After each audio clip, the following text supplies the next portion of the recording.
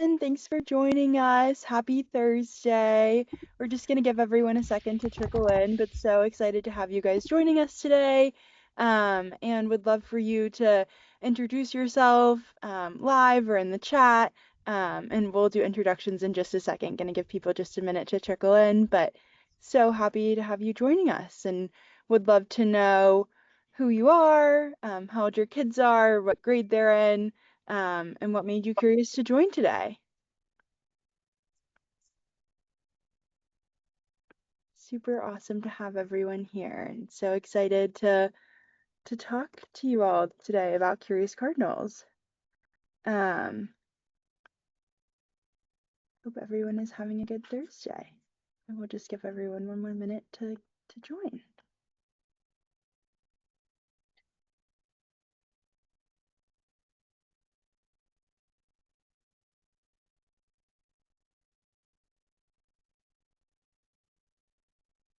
Hi Miriam, thanks for joining us. So awesome to have you here. We love the California representation. Our team is based in San Francisco, so always love to have California people here. Thank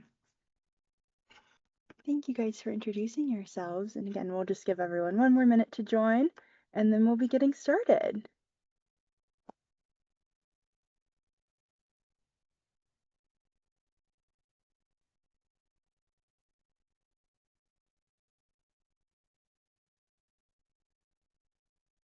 For those just joining, would love for you to introduce yourself in the chat, and so excited to have you guys here.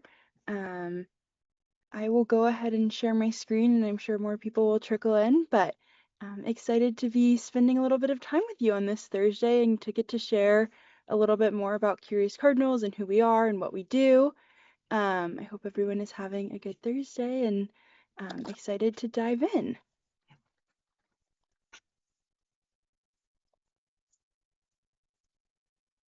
So we will start with introductions. I'm Jules. I started at Curious Cardinals as a mentor when I was a student at Northwestern, and now I'm on our full-time team and I support our community. So I'm super excited to have you all here and be a welcome touch point if this is your first time hearing about Curious Cardinals. We're so excited that you're spending a little bit of time with us today. And we can't wait to share more about who we are and what we do. So we'll just be kind of diving right in, and we'll share a little bit of background, and then we'll have time for Q&A at the end, but feel free to write questions in the chat throughout. And as you're joining, as you might see in the chat, we'd love for you to introduce yourself. We want to make this dynamic. We don't want this to be a webinar where you feel like we're just talking at you. And so we would love to know who you are, what made you curious to join today, how old your kids are, and we'll try to tailor things around who you all are and make this as relevant as possible for you all. So excited to have you guys joining. And also on the call with me is Brittany from our team. She's on our family missions team and she'll be sharing a little bit more later on in the presentation, but she'll be helping out in the chat as well. So if you need to get our attention, please do. But excited to have you all here today and to be able to have this opportunity to share more about Curious Cardinals. So if you don't know what Curious Cardinals is, we are a one-on-one mentorship platform. So we connect K through 12 students to college and grad student mentors, and we help them turn their passions into projects and pursue their interests so their learning connects to what they're actually passionate about. And we help them build curiosity, confidence, and the critical thinking skills that will last a lifetime, those timeless skills in an AI era, as we like to call them. So we are so excited to get to share a little bit more about who we are and what we do with you all today. Thanks for making the time to join us. So without further ado, I will share our founding story to give you a little bit of background so you know how this came to be and how we got here, and it feels a little bit more concrete. So our founders are Audrey and Alec, and Audrey was a student at Stanford during the pandemic, and she got sent home, and she started tutoring kids online, and she noticed that they were disengaged and uninspired. They were regurgitating information for Friday's test, but they didn't understand why any of it mattered. So she started connecting their learning to their interests, and One student asked for math help, but Audrey wasn't as passionate about math, so she called Alec, the Stanford aerospace engineer, and instead of drilling math equations, Alec showed the students how math makes airplanes fly, and that's when they realized this is how learning should work, and they started recruiting their most passionate peers from Stanford and beyond. And what started with one relationship has now grown, and we've worked with more than 15,000 students in the past 6 years. And we're super honored to have this time and space to help students transform their learning. And what that looks like tangibly, if you're curious, what do we actually do? Who are we actually? That's a cool story, but what does it look like in practice? I'll share a little bit about the tenets of Curious Cardinals. So, Curious Cardinals is really founded on the belief of best match and connection. And what we mean by that is we pair your K through 12th grader with a college student, grad student, or recent grad mentor who is a near peer figure role model who was in their shoes not too long ago. So they have enough subject matter expertise to help guide your student through the process, but they're still relatable and they're not that out of touch. They understand what it was like to be a middle schooler or high schooler, and they're not that removed from the process. So they can be like a cool older sibling figure that your students can look up to.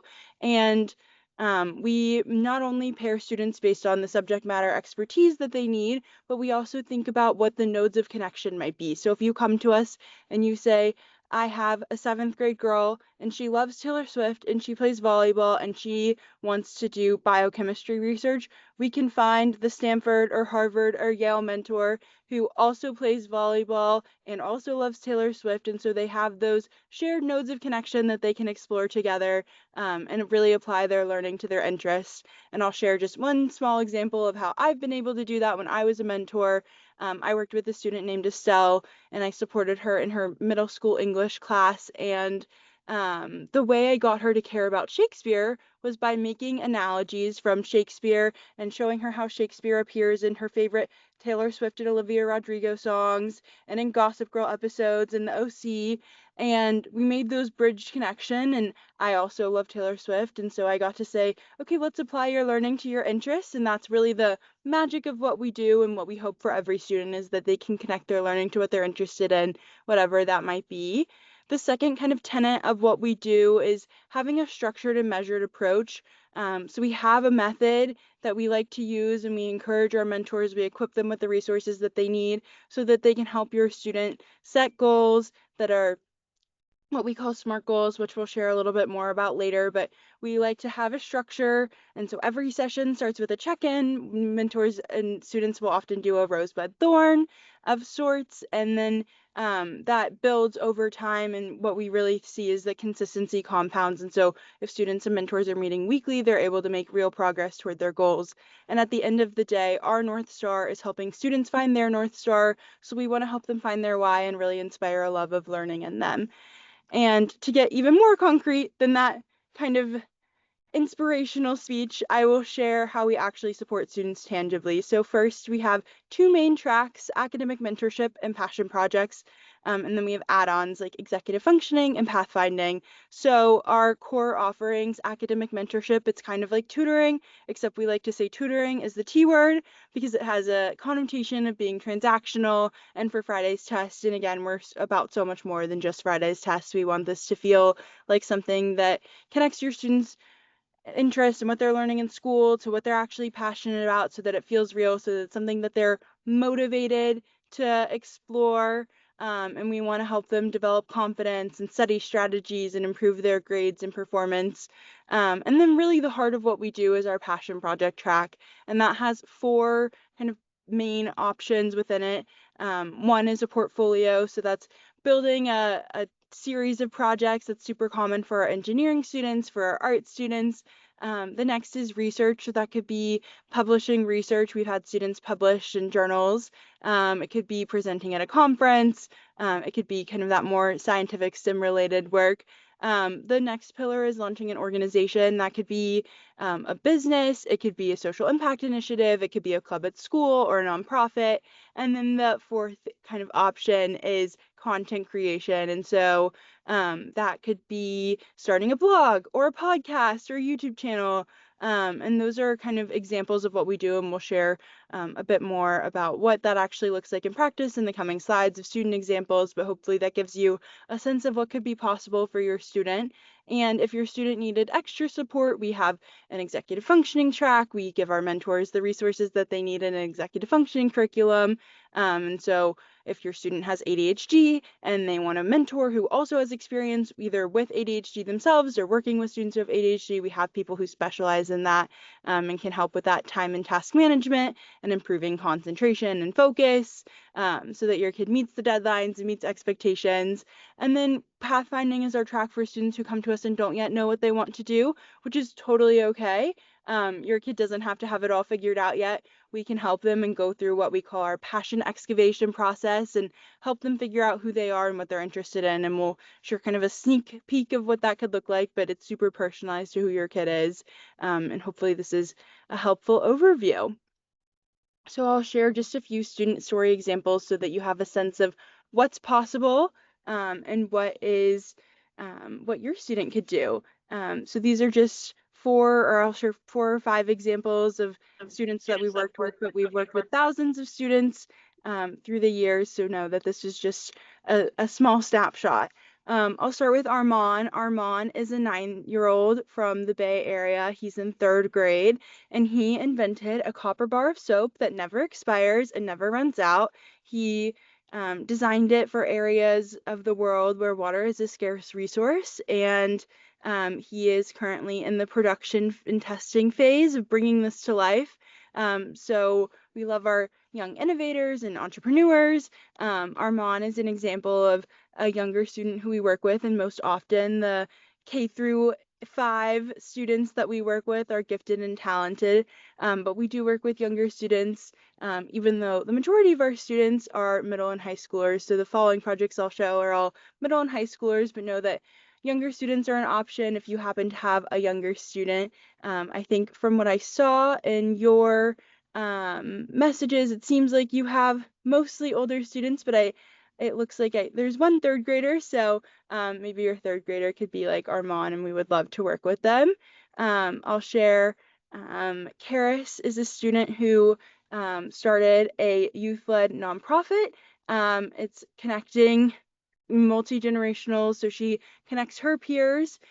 She's an 8th grader in Seattle, and she's scaling this across the Pacific Northwest. So she connects her peers to dementia care facilities and encourages dementia care patients to practice play because she read in somewhere some research that play was really important for dementia care patients, and so it's a really great thing that she's doing, and think that's one aspect of what it could look like to launch an organization.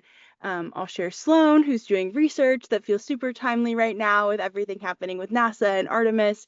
Sloan wrote a mission concept that she published with NASA, and she's been to the Marshall Space Center. So Sloan is thinking about how we can clean up lower Earth orbit and doing amazing work on that front. And then I'll share Josh. Josh is an example of a student who's kind of moved through all the pillars. He started an organization called Clubfoot Connect. So he has that launch and organization piece. And through that, he did content creation, writing blog posts, he did research, he had an internship, and now he's a student at Penn. So that's kind of examples of what's possible, but we want to break that down and demystify what the process looks like. So I'll share the journey of Rose. Rose started a profitable jewelry business, but we want to share how she did that and what the process was like to get there, so it feels a bit more tangible to you all. Rose is a perfect example of a student living out what we call our magic project formula. So we think about what your kid is interested in, the skills that they want to develop, and the way that they want to share it with the world, and we can help turn that into a project. So we start with genuine curiosity and think about what your student is actually interested in. Rose came to us as someone who is a girly girl, a fashionista, who has a love of jewelry and all things pink. And her mom was like, how can we turn this love of jewelry into something that feels substantive and applies to her learning? And then to figure that out, we asked her what her superpowers are. We asked what her strengths are and where she thrives. And Rose is an example of a person who has a natural ability to influence. Her friends all turn to her for advice. Everyone wants to know her recs and what she's wearing and what she's doing. And we told her that she could turn that into selling and marketing and develop that out as a marketable skill. But we didn't make her do it alone. We gave her Phoebe as a role model. Phoebe was the president of the fashion club at Brown. She worked for Louis Vuitton in Paris. And Phoebe is a person who could help guide Rose through the journey of starting a business and what that would look like. And Rose has now had, last year, she had more than $10,000 in revenue. She's partnered with Love Shack Fancy. She does trunk shows, and this was all just in her freshman year of high school. So if you think this is just the beginning and how she can scale this over the next few years, hopefully that gives you a small insight into what this process looks like and what it looks like for a student to take their learning and apply it to their interests, and learn through a passion project, and still develop meaningful skills of things that matter, and are applicable to the rest of their journey. Um, and then we also love to give students opportunities to build toward things. So a few of the people I just showed were finalists in our first Timeless Skills in an AI Era pitch competition. And we're having our second Timeless Skills in an AI Era pitch competition in just about a month. It's open to all K through 12 students, and students can build alone or with support from a Curious Cardinals mentor. So if you have a student who's working on a super cool project, we would love for them to register for the pitch competition. Submissions are due May 9th, and finalists will pitch to industry-leading judges on May 17th. Our judges for the spring competition are Michael Seibel, the partner emeritus of Y Combinator, which is the startup incubator, Laura Modi, who's the founder and CEO of Bobby, the formula brand that reached $100 million in revenue in 18 months, and Zarna Garg, the famous Indian author and comedian. And this year's competition is sponsored by Google.org. And so it's a really great chance for students to do meaningful work, and we love to give students something tangible to work towards. So whether it's competitions that we're hosting, or external competitions, we like to give students deadlines and milestones along the way. So the Scholastic Art and Writing Awards is super popular in the fall, but this is just one example of other ways that we support students on their journey. And really what makes us different is our mentors. They are the best of the best. They are presidents of clubs. They are D1 athletes. They are Rhodes Scholars, winners of awards. They are world class and amazing at guiding students. So I'll share two mentors with you, but know this is two of the 1,000 mentors actively on our platform right now. First is Yusuf. Yusuf is a graduate student at Columbia University studying biomedical engineering, and he helps students in math and science and those STEM projects. And then Cece is an example of a recent grad. She went to Dartmouth and is now an award-winning filmmaker. So imagine your budding filmmaker could learn from someone who is making award-winning films. Those are the types of people who your student could work with. And if you're thinking, are you sure you can pair my student with a reliable college student? We have a very thorough application and vetting process. Our mentors really are the best of the best. And then they go through thorough onboarding and ongoing training and support. So more than half of our full-time team is former educators. We have people who went to Stanford and Harvard's graduate schools of education supporting our team so that our mentors can do what they do best and have the scaffolding and support of educators to help provide all the resources that they need. We have an amazing resource and curriculum library accessible to our mentors. And then our mentors get feedback and reviews from our education team. I'll share that when I was a mentor, my favorite email to get every month is my monthly digest email that tells me everything I'm doing well and everything I could be doing better. And that was an awesome email to get. And our mentors, we have that open line of communication and feedback loop with them so that they can do their best to support your kids. And I've been rambling at you enough, so I will turn it over to Brittany to share a little bit more about how Curious Cardinals works and what you would want to do if you're ready to get started. Perfect. Thanks, Jules. Jules, I'll just have you keep clicking through the slides. Um, so how does this look in practicality, right? So I meet with families. I'm part of the family admissions team. So I meet with families and I'm working with them to identify mentors that are going to be the best fit for their students. So what it looks like in practice, that students and mentors meet weekly. We know that the best results come from the most consistency. So we recommend weekly 1-hour sessions, which you'll be able to directly schedule on your mentor's calendar. Parents will receive notes after every session, right? No more kind of wondering, oh, what did they do? And getting the feedback of it was fine or it was good. But really getting to understand what occurred during the sessions, what's the plan for their next session, what did they talk about, what get done in between sessions. And then for our parent session notes, there's also some information on what you can be doing at home if you want to really be encouraging that learning deeper and to be engaging in that conversation. So turning that conversation from more of a what did you do to I saw you did this. Tell me more about this. We also provide progress reports and progress updates, right? So every couple of months, we want to zoom out and look at the mentorship a little bit more holistically. After every 4 sessions, you get a little bit of a longer update, more on that session note format. But on a quarterly basis, you're really going to look and see, okay, let's look at this mentorship from a zoomed out perspective. We'll be able to look at what the milestones were that our students have accomplished over the last couple of months.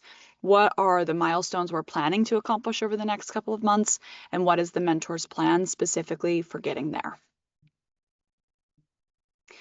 And then we do continuously reevaluate those goals, right? Because for every student, their needs change, especially as their project grows and develops, or especially as academically they grow and develop. So we empower our students to set new goals on a quarterly basis. That also looks like when project or goals shift, having our learning plan continuously updated, which is really great because you can always log into your platform as the parent and really look to see based on the session notes, based on the progress reports, here is what this learning plan is going to look like. And it looks at that every in that 3-month period.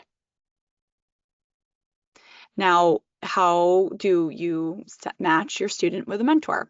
So the next step would be to schedule a call with our family admissions team. I'm one of those individuals. We have a couple others as well.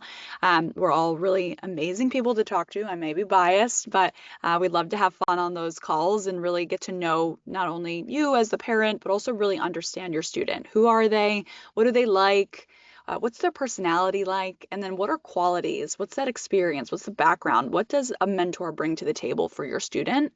And so the more detailed you can be in that conversation, the more we're going to be able to make the most perfect mentor match. So we have that initial conversation, and your student is more than welcome to be a part of that conversation too. We always love getting the opportunity to talk to students. They always make me laugh every single time. And then we compile all of that information alongside of our education team. We will find the mentor that we think is going to be the absolute best out of the 1,000 mentors that are available on our platform. And then we send that over to you with the mentor's profile, so you'll get a sense of their background, experience, usually a little video to get a good sense of their personality. And we provide that initial learning plan and recommendations. And then once you get started, you'll have a monthly subscription. Typically, that's, again, the weekly sessions, so about 4 sessions in the month, and have that weekly ongoing consistent support. And I'm seeing a question in the chat too. I'll just hop in here really quick.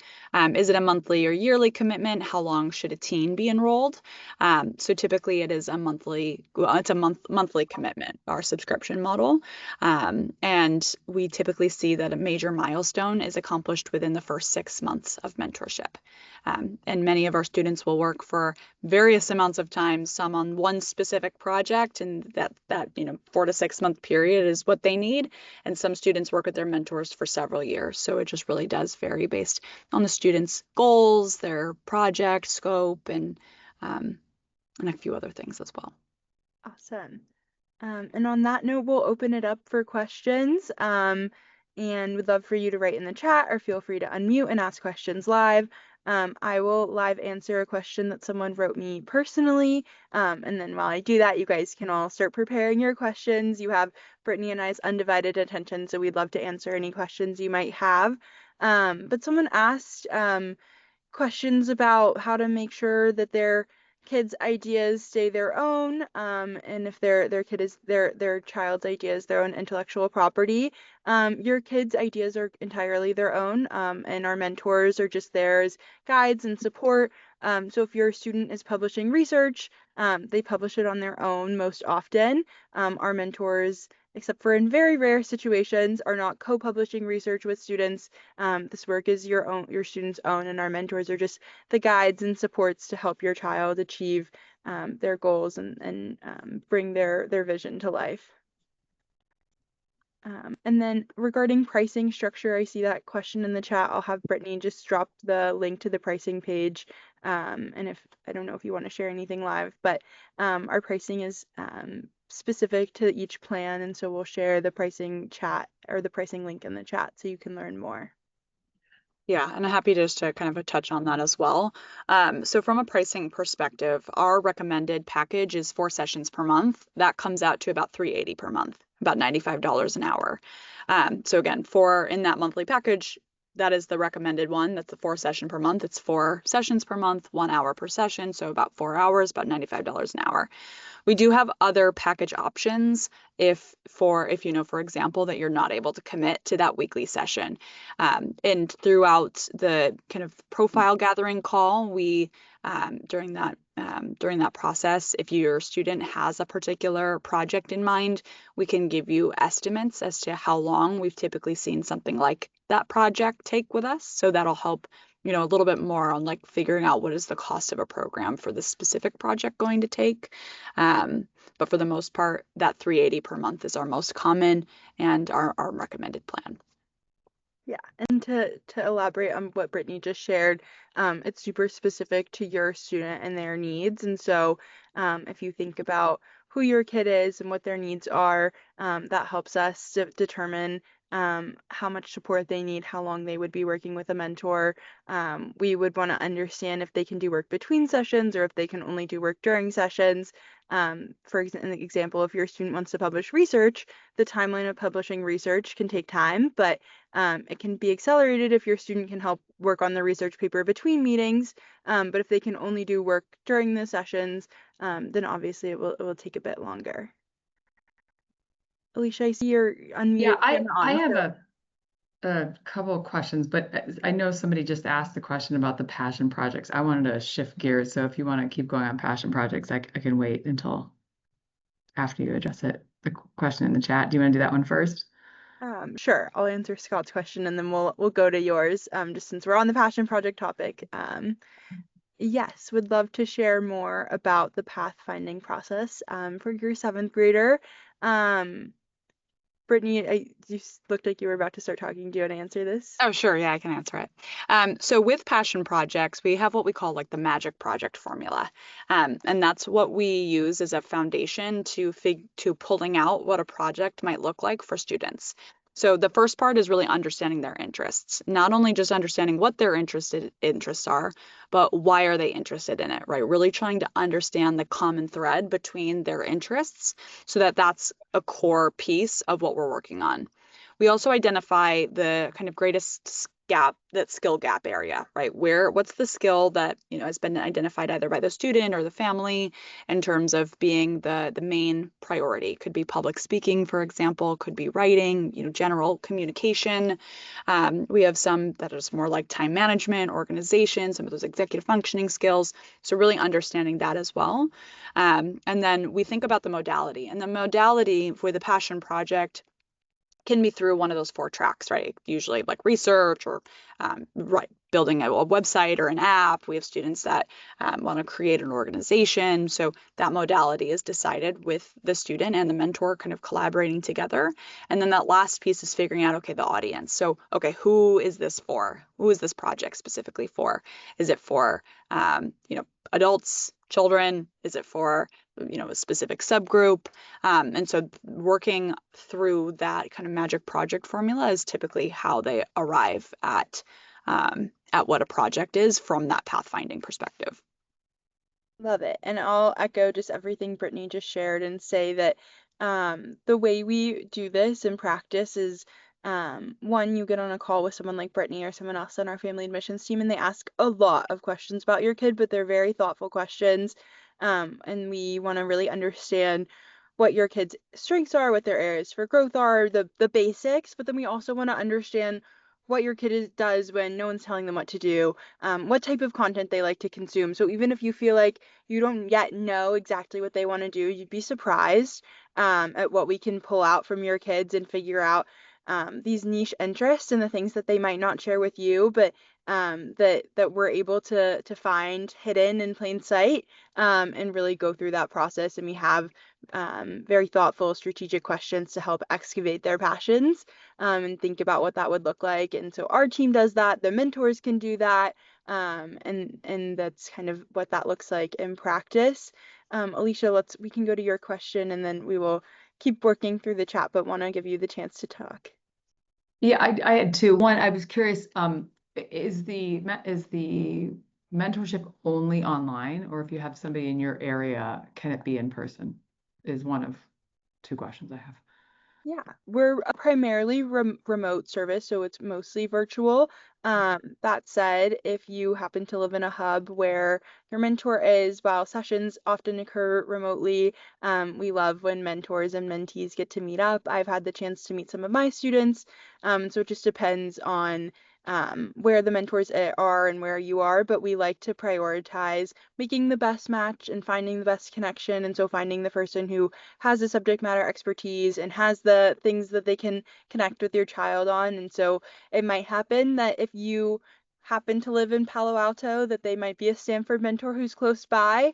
But it could also happen that the person who's best suited to match with your child is across the country. If you're in Palo Alto, they could be in Boston at Harvard. And so we prioritize finding the person who's best fit. And if geographically it works out, that's great, but our sessions happen remotely. And so sometimes mentors and mentees will meet up, or we've had students go tour their mentor's college and meet them, or students and mentors happen to be in the same place on vacation and meet up. We have a full photo album of mentors and mentees meeting each other IRL, but our sessions primarily happen virtually. Okay. And then my second question is, in the beginning, you talked about two different tracks, and now I've also lost the thread on what the first track was It's called, but okay. the Academic majority of this mentorship, set, sorry, what was it? academic mentorship, and passion Academic project. mentorship. So my sense is the majority of your examples and the time we've spent on this call is around the passion project. Could you spend a little time actually just talking about academic mentorship? And I will caveat this and say, in an online environment, academic mentorship, I would think, again, I haven't done it as a student or haven't worked with my child doing an online environment. It requires the student to be able to come to the session, being able to articulate what their needs are, right, on a weekly, monthly basis. And so, you know, that takes, not all students are able to do that. So I'm just kind of curious if you could address a little bit more of the academic mentorship and then how you kind of overcome, um, getting those folks socialized to the actual like work that's being done in the classroom, right? Yeah, absolutely. I'm happy to take this. And then, Brittany, if you have anything to add, feel free to jump in. But when I was a mentor, I spent 2 years as a mentor before I joined our full-time team, and I was a student at Northwestern. And more than half of the students I worked with, I did academic mentorship with. And so, academic mentorship is subject area support in those core academic subjects, the things you're doing at school. And so, the thing that makes it different from tutoring is connecting what you're learning in school to what you're interested in. That's kind of the magic of what we do. It's the way we get students to care. So I shared the example of Estelle. Estelle, it was a middle schooler who, when we started working together, was failing her English class. She hadn't done her summer reading. She didn't care about school at all. She was struggling with those executive functioning skills and just not motivated or connecting her learning to her interests. And um, we worked together over the course of a couple years, and by the end of year one, she had all A's in all of her classes, which was a major feat, and no small effort went into that. But the way that kind of academic mentorship works in like a practical sense is I had access to understanding what her curriculum and her schedule was at school. And so she would share with me what she was working on in class, and I could understand the things that she was doing.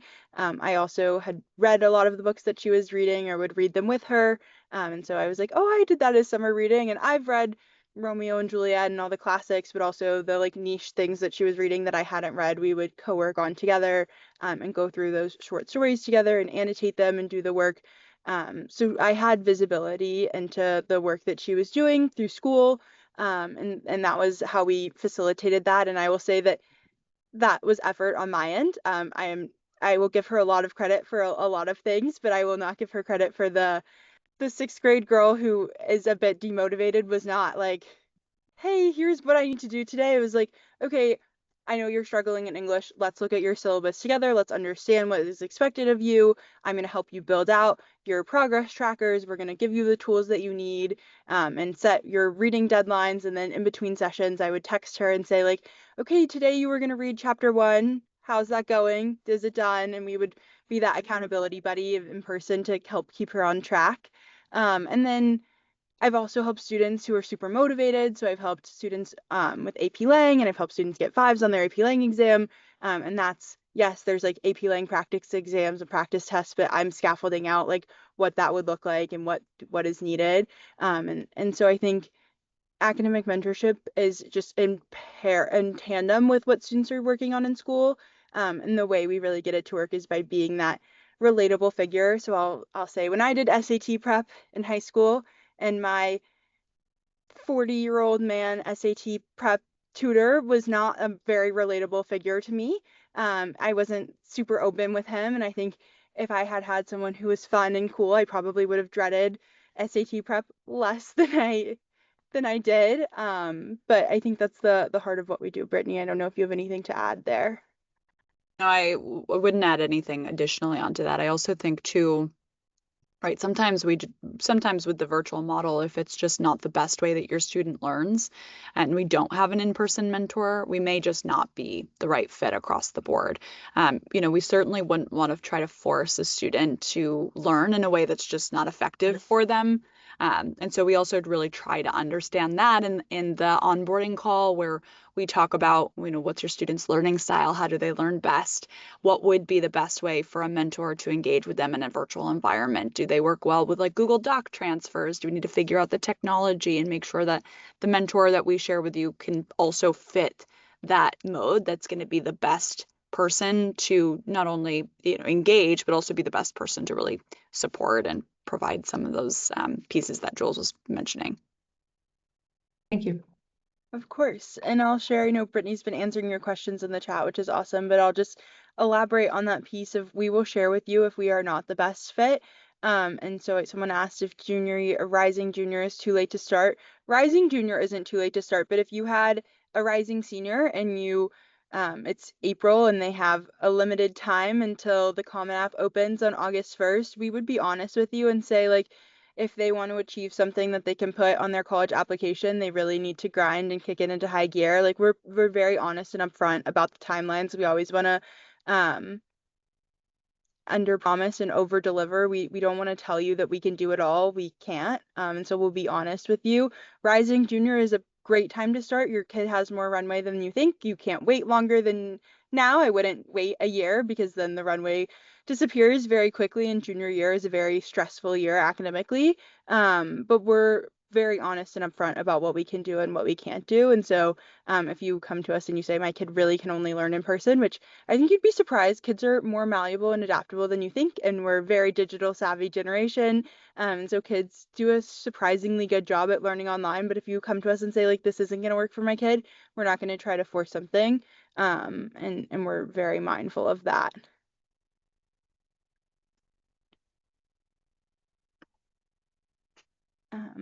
What other And I'll answer another question. Can mentors help with getting into dream colleges? How different is this compared to counseling? I will say, kind of straight off the bat, we are not a college consulting service. Everything that we do, though, within mentorship really does kind of bubble up into college admissions. So we do a lot more of the like holistic piece of college admissions. We don't do anything that's like check the box, right? We don't like create the college list and help them with that. But you can imagine, right, if we're helping them explore their interests and create a project that's really doing something and creating a meaningful impact, how that can translate up.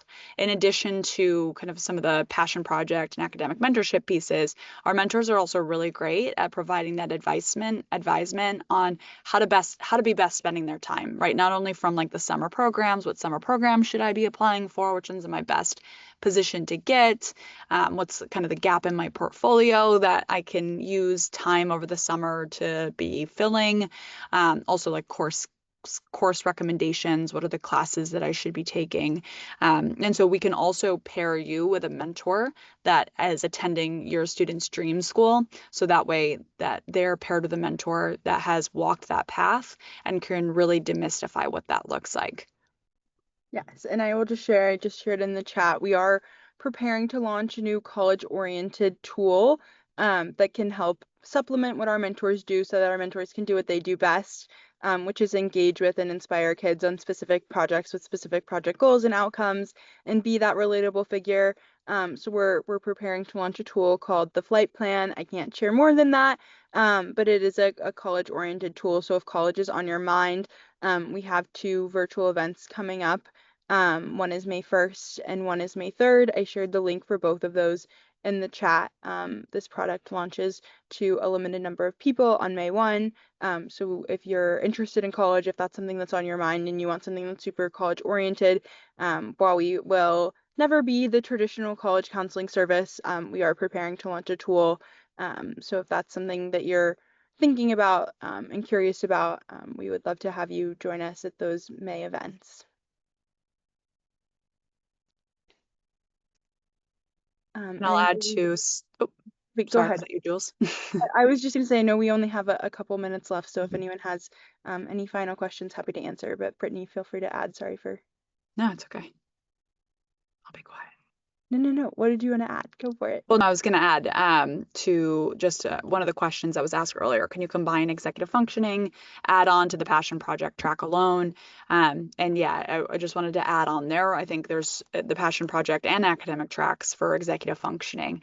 I talk to parents all the time and students who know that those executive functioning skills, initiation, planning, prioritization, time management, that those are areas for growth, but they just don't really know how to do that. And with passion projects, right, with any project, you're really going to strengthen those executive functioning skills. But our mentors can be super intentional about how they introduce those and study skills and all of that. Yeah. So every session, every mentorship engagement has some element of executive functioning and project management. But if your student needs that specific extra support, please let us know. Share if they have ADHD or other learning differences. We can find mentors who have experience working with students who have ADHD. We can find mentors who might have had ADHD themselves and understand what the tools and tips and strategies are. And so while that's all part of it, if you need specific support in those areas, let us know. And when you have a call with someone like Brittany, and Brittany, I'll make sure you share your link to sign up with you if you want to schedule a call with Brittany. Brittany will share her link in the chat. But just be honest and upfront when our team asks questions. We want the more information you give us, the better we're able to support your student. And so want to make sure everyone has the resources that they need. And I'll address another. Will there be a recording, Jules? Yes, we will share the recording in the follow-up email that you'll get after this. So you'll have access to the recording. You can share it with your spouse, you can share it with your student or with a friend, review it yourself. And then we also have virtual events like this every week if your spouse ever wants to join live and ask questions. We would love for them to be a part of this process. And Ritu, I see your question about mentor turnover, and I think it's a great question for the group as well. So the question was, what's the mentor turnover? What happens to a mentee when mentors graduate from college? So a couple things here. So what's the mentor turnover? Jules, I don't know if we have specific metrics on that, but when we're working with our mentors to match them with a student, we're asking them for a specific minimum time commitment, and it's usually 6 months. So we're saying if they're accepting a mentor or a mentee, they're saying that I can commit to working with a student for a minimum of 6 month period. Now, of course, if something comes up suddenly and they're not able to accommodate, or there needs to be a change, then we have systems in place to really ensure a smooth transition. But for the most part, when our mentors are kind of moving into those major life milestones, that's all taken into consideration. So if they graduate, if they're getting a new job, they are still committing to your student for that minimum time period. We have some mentors who've worked with us for, I'm not sure what the shortest period of time is, but minimum of 6 months, and others who have worked with us for 6 years since we started Curious Cardinals. So we have a really passionate mentor base, and genuinely, this is something that they want to do. So they're really trying to find time in their lives to be able to do something like this for other kids.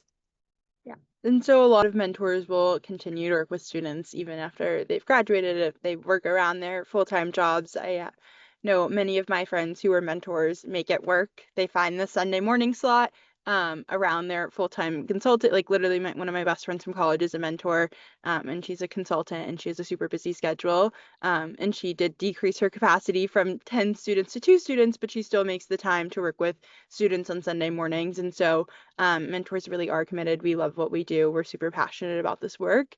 And we're so grateful that you spent time with us on this Thursday. We will share the recording and follow up. And if you have any more questions, you can write us over email, but grateful that you all spent time with us. And I hope that this was helpful and informative. Thank you for all of your thoughtful questions and for joining us today. We would love to welcome you to the Curious Cardinals community, and would love to work with your students. Have a great day. Hi, everyone.